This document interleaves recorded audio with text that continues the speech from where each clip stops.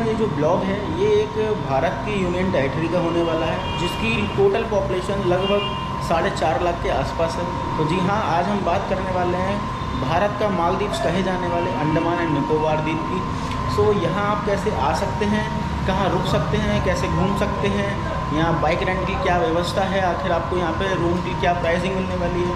सो इस वीडियो में मैं आपको एक पूरी आइटनरी के साथ टोटल बजट भी बताऊँगा और ये भी बताऊँगा कि आपको यहाँ पे टोटल कितने दिन की ट्रिप बनानी चाहिए, कितने दिन का स्टे आप किस आइलैंड पे करेंगे, कहाँ पर रुकने की कैसी व्यवस्था है। इस वीडियो में मैं आपको टोटल बजट के साथ टोटल आइटनरी पूरी बताऊँगा।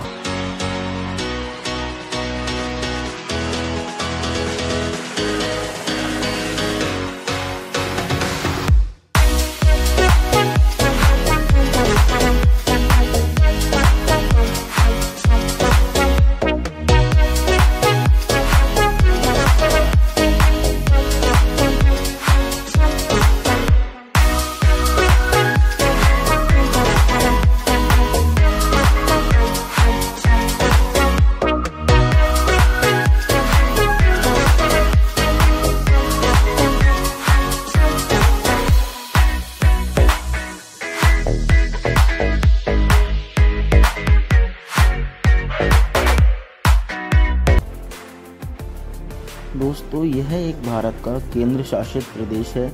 यहाँ की जनसंख्या लगभग 4.5 लाख के आसपास है।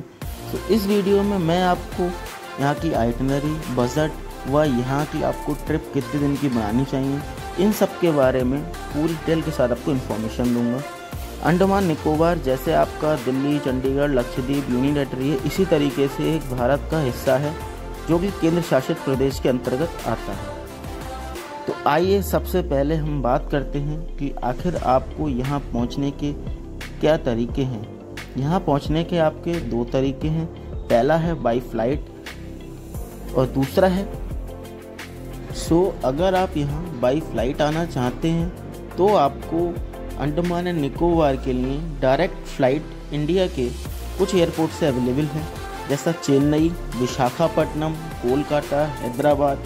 यहाँ सबसे चीपेस्ट रेट में आपको डायरेक्ट फ्लाइट मिल जाती है।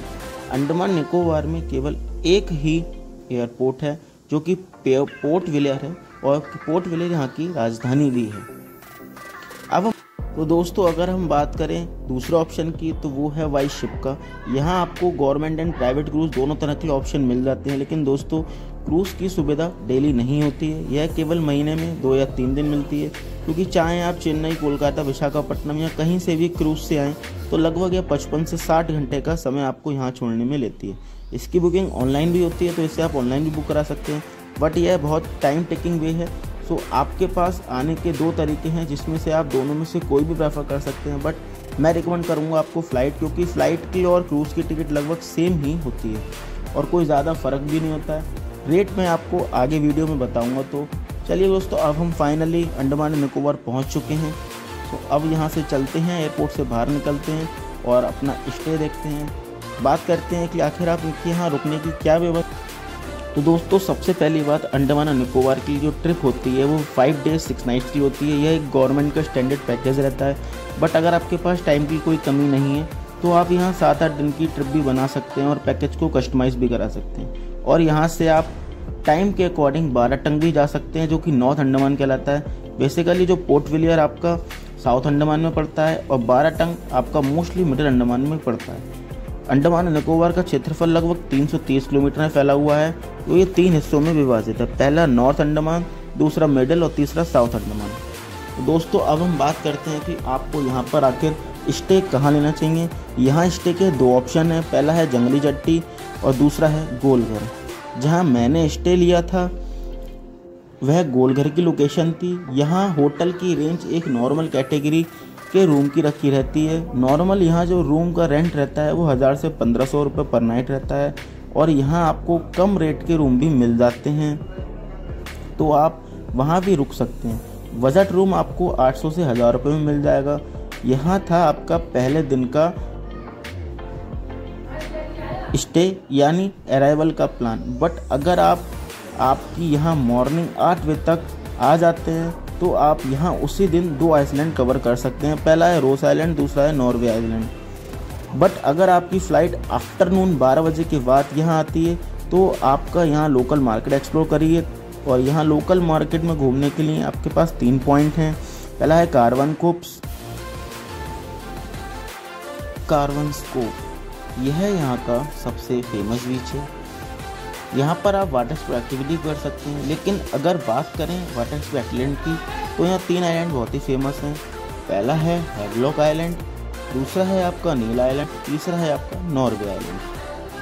यहाँ पर जाने के लिए आपको फेरी यहाँ पोर्ट विलियर से ही मिल जाती है, जिसका नेम है मरीना चैटी। और दूसरा पॉइंट है सेलुलर जेल, जो यहीं पोर्ट विलियर में स्थित है। यहाँ भी आप एक्सप्लोर कर सकते हैं। और यहाँ का एंट्री टिकट 30 रुपीज़ पर पर्सन का है। और यह ब्रिटिश लोगों के द्वारा बनाई गई थी। यहाँ आपको पुराने समय की बहुत सारी बातें जानने की मिलेंगी, जैसे कि ब्रिटिश लोगों द्वारा यहाँ के जेल में इंडियन को किस तरह प्रताड़ित किया जाता था। यह सब आपको जेल में रखी कुछ झांकियों के द्वारा देखने को मिलेगा। और यहाँ पर काला पानी की सज़ा भी दी जाती थी। यहाँ पर कैदियों को नंगा करके उनकी पीठ पर कोड़ों से मारा जाता था। साथ ही साथ उनकी क्षमता से अधिक उनसे काम कराया जाता था, चाहे वह किसी भी तकलीफ में हो। और यह जेल 7 विंग्स की डिज़ाइन पर बनी है। जेल के टॉप पर जाकर आप व्यू देख सकते हैं सी व्यू के साथ। और साथ ही साथ यहाँ से आपको रोज आइलैंड और नॉर्वे आइलैंड का भी व्यू देखने को मिलता है।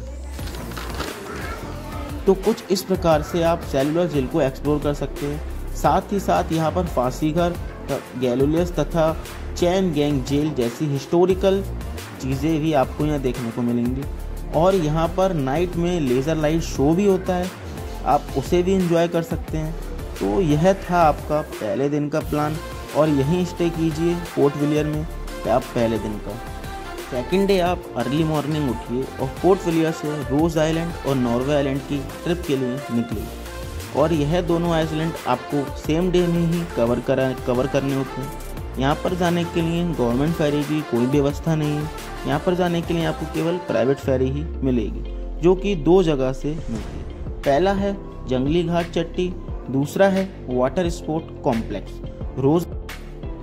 रोज आइलैंड एंड नॉर्वे आइलैंड आपको एक बार में ही जाना होता है।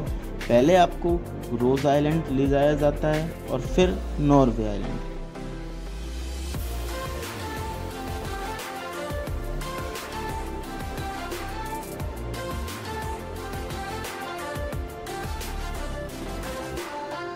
अगर मैं बात यहाँ के टिकट की करूँ तो टिकट 770 रुपये पर पर्सन का पड़ता है।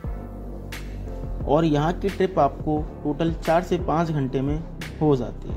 बट अगर आप केवल रोज आइलैंड कवर करना चाहते हैं तो आपको 370 रुपये पर पर्सन देना होगा।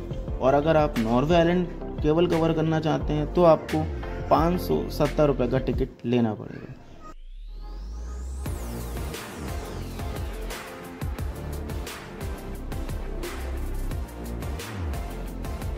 यहाँ पर जाने के लिए आपको टिकट की बहुत ही ज़्यादा भीड़भाड़ देखने के लिए मिलती है। इसलिए आप इस वेबसाइट पर जाकर www.bookmyboat.com पर जाकर टिकट बुक कर सकते हैं। तो अब चलते हैं रोज आइलैंड और नॉर्वे आइलैंड की, जिसका टिकट 770 रुपये पर पर्सन का है।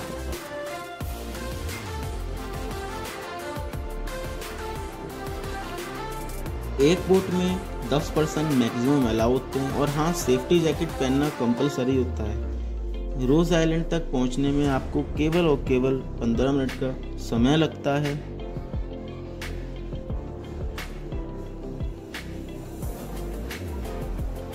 सबसे पहले आपको NSCB Iceland, Netaji Subhash Chandra Bose Iceland दिखेगा।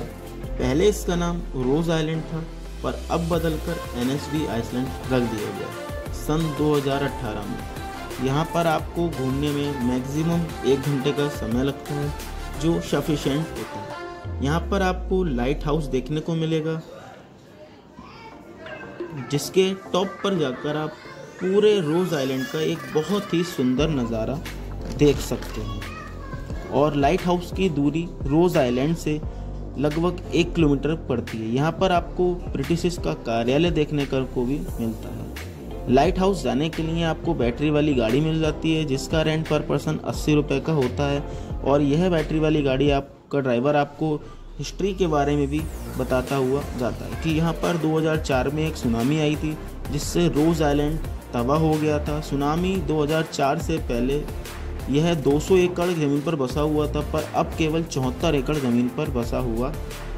यहाँ पर विजिट कर वापस आकर आप नॉर्वे आइलैंड की तरफ निकल लो। रोज़ आइलैंड से नॉर्वे आइलैंड जाने में 15 से 20 मिनट का समय लगता है, क्योंकि यहाँ पर टाइड ज़्यादा होती है, इसलिए बोट की स्पीड को हल्का रखा जाता है। नॉर्वे आइलैंड बेसिकली अपनी वाटर स्पोर्ट्स के लिए बहुत ही फेमस है। यहाँ पर सबसे फेमस स्कूबा डाइविंग है, तो आप यहाँ स्कूबा डाइविंग ज़रूर कीजिए। पानी के अंदर की विजिबिलिटी यहाँ बहुत ही साफ़ रहती है। स्कूबा डाइविंग के अगर टिकट के प्राइस की हम बात करें तो वो 35 रुपये पर पर्सन का रहता है। यहाँ पर दूसरी एक्टिविटी पैरासीलिंग भी होती है। और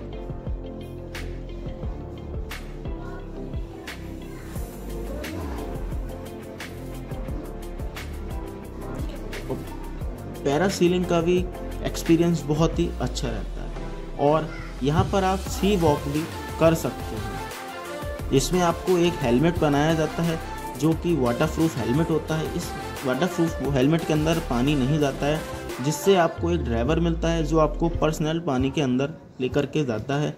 इसमें आपको 20 से 25 मिनट का टाइम लगता है।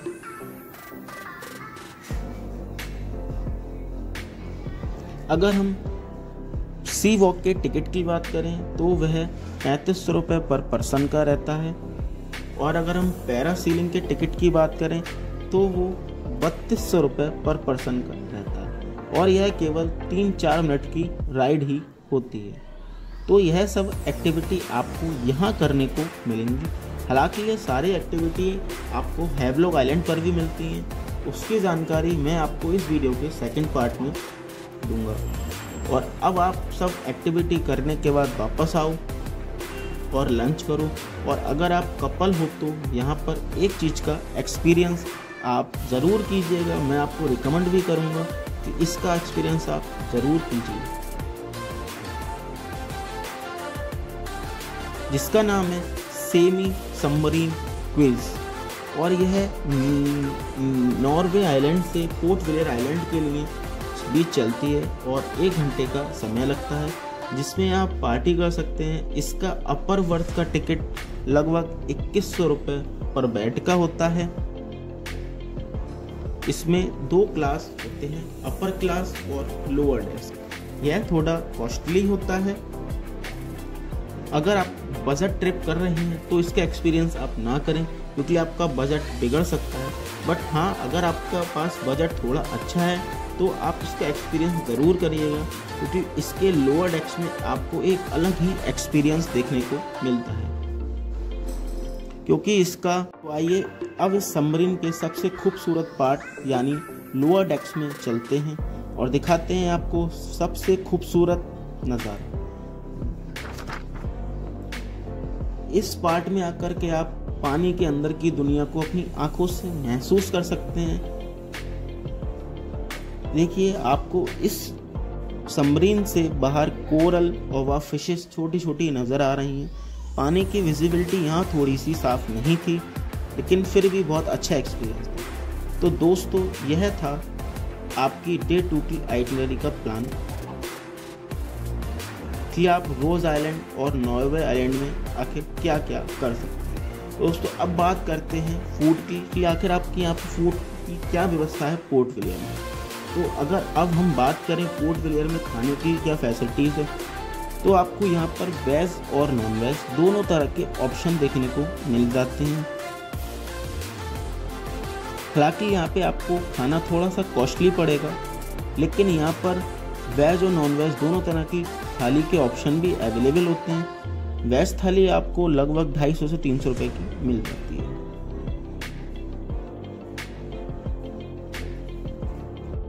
यह था आज की वीडियो का संपूर्ण वर्णन कि आप रोज़ आइलैंड और नॉर्वे आइलैंड में कहाँ कहाँ घूम सकते हैं, पोर्ट विलियर में आप कहाँ कहाँ घूम सकते हैं। तो दोस्तों, इस वीडियो के नेक्स्ट पार्ट में मैं आपको बताऊंगा कि आप हैवलॉक आइलैंड कैसे जा सकते हैं, फेरी आपको कहाँ से मिलेगी, आपका टोटल खर्चा कितना आएगा हैवलॉक आइलैंड कवर करने में, और यहाँ फेरी की क्या फैसिलिटीज़ है, गवर्नमेंट फेरी की, प्राइवेट फेरी की और बाकी की अंडमान की आपको पूरी ट्रिप की कॉस्टिंग बताऊंगा कि यहाँ पर आपको आखिर कितने दिन का स्टे लेना चाहिए, आप पैकेज को कैसे कस्टमाइज़ करा सकते हैं और आपकी टोटल इस ट्रिप की कॉस्ट कितनी आ सकती है।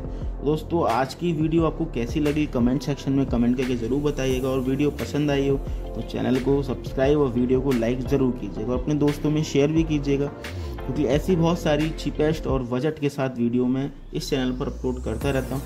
तो वीडियो देखने के लिए आप सबका बहुत बहुत धन्यवाद। इसका सेकंड पार्ट भी जल्दी आएगा।